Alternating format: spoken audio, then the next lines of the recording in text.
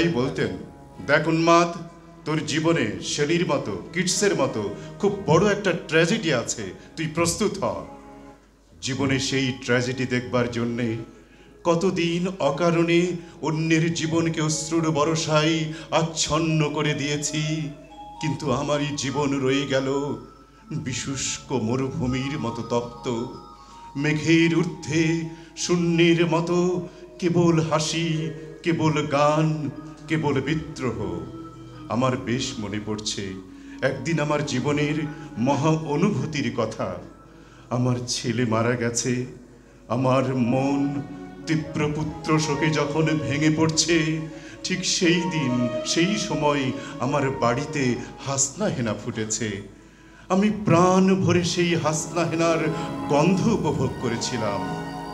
আমার কাব্য, আমার গান, আমার জীবনের অভিজ্ঞতার মধ্য হতে জন্ম নিয়েছে।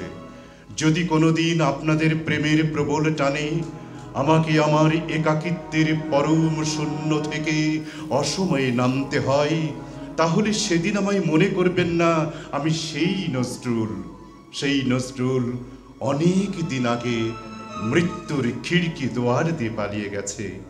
মনে করবেন পূর্ণত্বের তৃষ্ণা নিয়ে যে একটি অশান্ত তরুণ এই ধরায় এসেছিল, অপূর্ণতার বেদনায় তারই বিগত আত্মা যেন স্বপ্নে আপনাদের মাঝে কেঁদে গেল।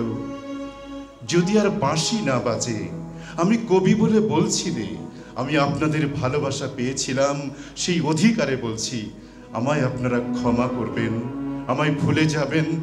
বিশ্বাস করুন, আমি কবি হতে আসিনি, আমি নেতা হতে আসিনি, আমি প্রেম দিতে এসেছিলাম, প্রেম পেতে এসেছিলাম।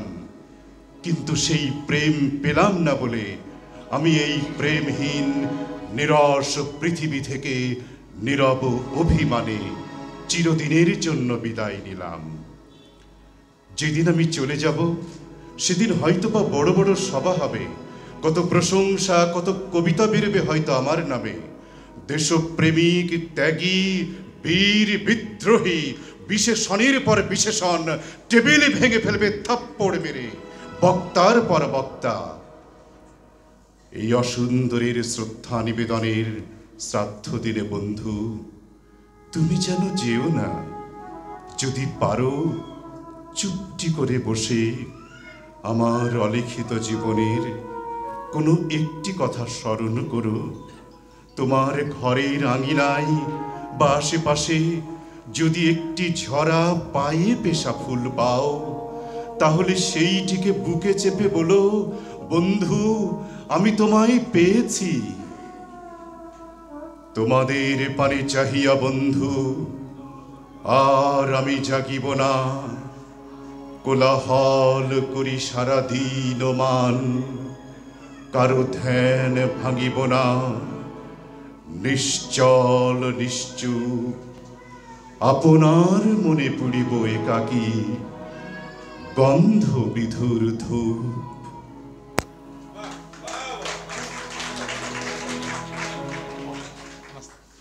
অসংখ্য ধন্যবাদ।